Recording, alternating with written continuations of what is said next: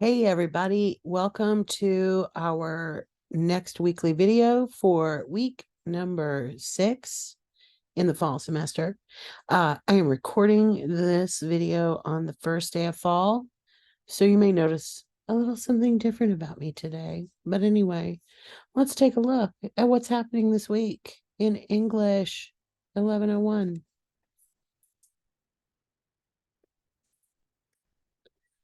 So last week we did the MLA materials, and a lot of folks have a lot of questions, and I get it.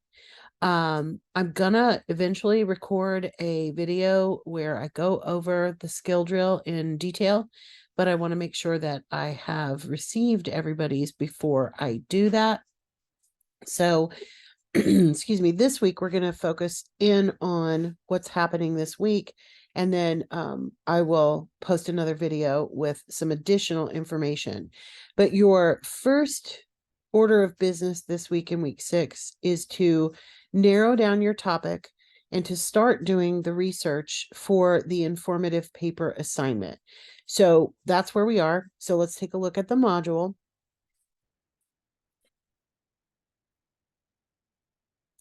In terms of the overview, of course, we did already start looking at the informative paper assignment. So this week, you're going to be talking about your initial thoughts, what you think you want to focus on, as well as finding and creating an MLA-styled bibliography with potential sources. So you're going to do essentially a topic proposal with a rough outline and a bibliography. So that's what's going on this week. In terms of your resources, of course, we're going to talk again about the official assignment for the informative paper. We're going to review the writing process in our textbook. So chapter 2 is the reading assignment for this week. And then I've got some additional video resources here for you about outlining. I don't necessarily want to see a big formal outline of this paper, but I do want you to be putting some initial thoughts into what are the main topics you're going to cover and how do you plan on covering those? So kind of the order. And then there's another video on creating a works cited list and initial bibliography. So that should help hopefully clear up any existing thoughts on how to do that. But then, like I said, I'll also be giving you a real video where we go over the MLA skill drill, which I think will help as well. Once again, a reminder of the OER grammar text that we have accessible to you every time, every week. Be reviewing that. In some instances, when I graded your personal narratives, if you had a particular grammatical issue that kept popping up multiple times, I let you know about that. So some of you have some specific things to review in the grammar text. So keep that in mind. But let's talk a little bit more about the informative paper. It is a research paper, and it is on a topic that could be debatable. Exploring connections between social media and mental health. Some people would argue that social media is the worst thing that's ever happened, and it is causing all kinds of mental health problems. Other people would argue that it's no different than anything else.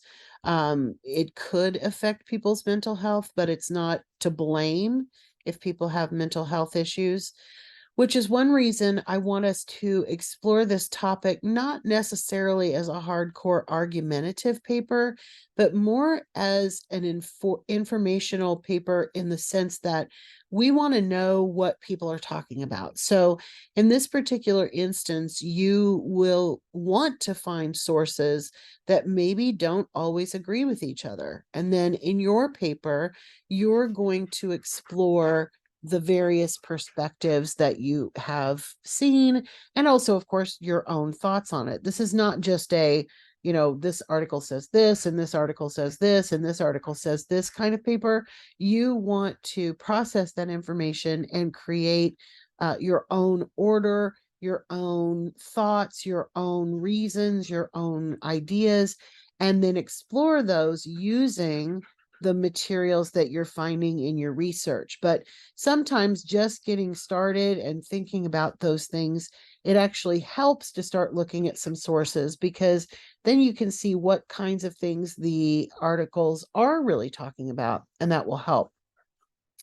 So one of the first decisions you want to make is what kind of sub area of this topic are you wanting to focus on? And you don't have to limit yourself to this list of 5, but I have provided you with some subtopics that maybe you will find interesting, and you can just tackle one of those. Or sometimes even just having these particular topics, you might see something that, oh, I can tweak that a little bit, and then I'll be, that's what I want to do. So you are going to give me a topic proposal that is showing what aspect of social media and mental health you plan on covering. So the ones that are listed here, of course, are comparing social media use across different age groups. That can be very informative to see how different groups use different social media types. You can even focus on, oh, well, Gen X uses mostly Facebook and the millennials use mostly this and whatever. So you can break that down into kind of it's almost like a statistical analysis type of a paper. The next one is more cause and effect. Examination of the effects of excessive screen time on mental health. And of course, screen time is not just limited to social media, but I think, we're going to find some research that goes into this a lot, specifically with social media, and especially with sites that are video oriented, like TikTok, or even people who get, sucked down the rabbit hole of reels on their Instagram or Facebook, and get lost in that. Exploration of cyberbullying and its psychological consequences, of course, is one of the more popular aspects of this, and certainly has argumentative and cause and effect type of information that you're going to have there. It will be interesting to see that disagreement, that some people would argue that, oh, cyberbullying is a horrible thing and it's really rampant in our culture, and other people will be like, look, cyberbullying it's bad, it's not a good thing, but it also is no different than any other kind of bullying in terms of psychological health. Next is the analysis of the role of social media in shaping body image perspectives. So, of course, there we're talking more specifically about self-esteem and body image, and potential outcomes such as eating disorders and those types of things. And then finally, studying the relationship between social media and feelings of isolation or connection. I always find this one really interesting because I'm an introvert by nature, and so I don't. I think a lot of us find it easier to interact with people when it's online over social media. I also think it's interesting to talk about how, long distance communication with people. Sometimes you feel very close, or you have a really close relationship with people who live very far away. So it can be really fascinating, that one. You do need to be using the library to conduct your research. So I'm going to remind you again how to do that. You need to have at least 3 credible sources to support your paper. You can certainly have more than that. And they do really need to be primarily library materials. Now, that doesn't mean there are not some good websites that have good information about this. But I would say that you want to have at least 3 library sources. And then beyond that, if you have websites, you still need to make sure that they are credible. You will have a thesis statement. Your thesis statement in the final version of the paper is going to be the last sentence of the introduction. For our purposes in thinking about the thesis statement now, you want to think about stating the topic as well as the aspects of that topic that you plan on discussing. You will have some information in your paper about the sources that you are using, I'm not going to have you do a separate literature review necessarily, but as part of creating the paper, you're going to want to read and take notes on your sources and get all out of them that you can. You are probably going to be using some data and statistics, maybe even case studies. Those will help to develop your paper, and in many cases they will be necessary. If you want to, you want to argue that something has a big impact, we need some data to back that up. Discussion of mechanisms, explore the psychological and social mechanisms through which social media might influence mental health. These, of course, are going to be key to the overall topic, as well as your individual kind of more specific topics. Counter arguments are going to be fairly important. You are probably going to have a feeling one way or the other. Even though this isn't an argumentative paper, you are probably going to have a position on your particular topic, but you do want to make sure that you are presenting opposing viewpoints to that in a fair and unbiased manner, because this is primarily an informational paper. Recommendations, of course, you might want to finish with that. Usually just your conclusion. If you find that you think that people are using social media too much, then maybe the final recommendation is to get off social media. I don't know. It's up to you what you want to do with it. But usually in the conclusion, you'll have some sort of recommendation based on what you have learned. You will be using MLA for the citations and for the format. So you're going to have in-text citations, a works cited page, and then, of course, the basic setup of the paper will also fit MLA. Length and structure, it's going to be a minimum of 4 pages. The paper and the works cited are separate. So the actual essay should be at least 4 pages. And then, of course, you'll have the works cited page. It is part of the same document, but it is not part of your page requirement. You will have an introduction, body paragraphs, and a conclusion. Your intro and conclusion should keep to a single paragraph. And then in the body, if you have particularly complex topics, it could be more than 1 paragraph each. So this is probably not going to be a 5-page paper or 5-paragraph paper. It's going to have potentially 3 sections in the body, but they're more sections than they are paragraphs. So you may have a section that takes up 3 or 4 paragraphs. That's absolutely fine. You are going to end up doing some peer review, and of course, my review of it, but we're not there yet. Formatting and submission and the assignment criteria are right there. So for this week, what you are doing is just the first stage. So let me go to that assignment. The informative paper proposal, which is due at the end of this week, will have, there's a link again to the paper assignment, so you can go back over that as many times as you need. You're going to choose a focus. You are going to use a Word document. You are going to set it up as you would an MLA paper. And on the first page of it, you will have your initial, like a short paragraph kind of discussing your area of focus. It could be a clear thesis statement, or it could just be an exploration of here's what I'm going to do. And then below that, I do want to see a list of 3 to 5 subtopics that you think you're going to cover in the body of the essay.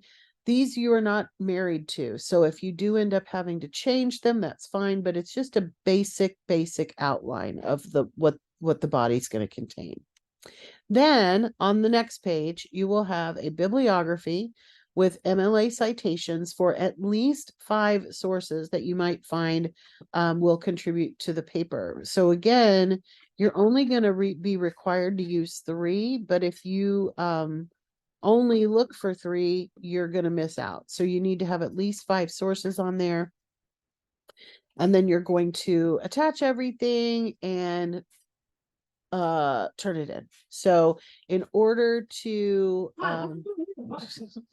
Coco, My dog is having a fit, but it's fine. The next stage is going to be an annotated bibliography. So you are going to take each of those sources that you're using and you're going to summarize and analyze them for credibility. So as you are finding those sources, you may want to start taking notes now. So I have given you a link to that assignment so that you can preview it and maybe, take that into consideration. So the proposal is only worth 25 points, but do take it seriously. I will also be using it to help you make sure that you are on the right track. So if you have any questions this week, feel free to reach out. Oh, one other thing I forgot. I was going to show you and remind you again real quickly how to locate sources using the library. You are going to, there's plenty of help in the library materials, but of course you can click the link right here and it's going to make us open it in a new tab, which is fine. You are welcome to use the general search bar. But don't forget, the best way I have found to do research is typically to work in the library databases so that you are locating articles and not whole books. You certainly can use books. So if you use the search anything bar, you're going to get a little bit of everything. Let me put in social media and body image. So that one subtopic that we had talked about. When I do a basic search, I get 8,000 articles or 8,000 results, not articles. I want to make sure that I can see them online, so I'm going to do that. I'm also going to narrow down the dates. I don't necessarily think research from the 50s is going to be that helpful. I would go no more than probably 10 years back. I think that's perfectly reasonable.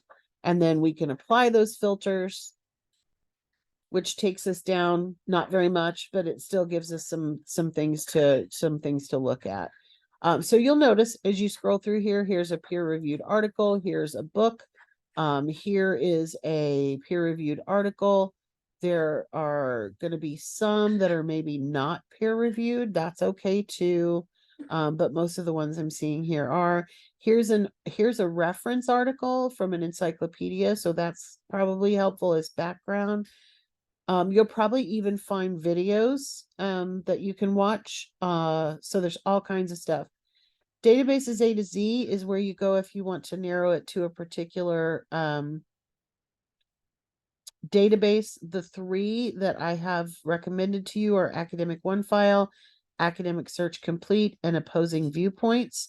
Opposing Viewpoints, you will find those articles that are more argumentative in nature. But the nice thing about Opposing Viewpoints, the database, is that it will make sure that you are seeing things on quote unquote both sides. So those are the three that I would use. Do the library research first. Do not go, oh, I need some inspiration from the internet. Do your library research first. I promise you it will be okay.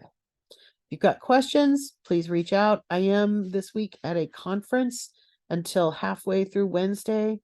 So I may be a little slower than usual answering emails, but you can always inbox me and I will get back to you. Hope everybody has a great week 6.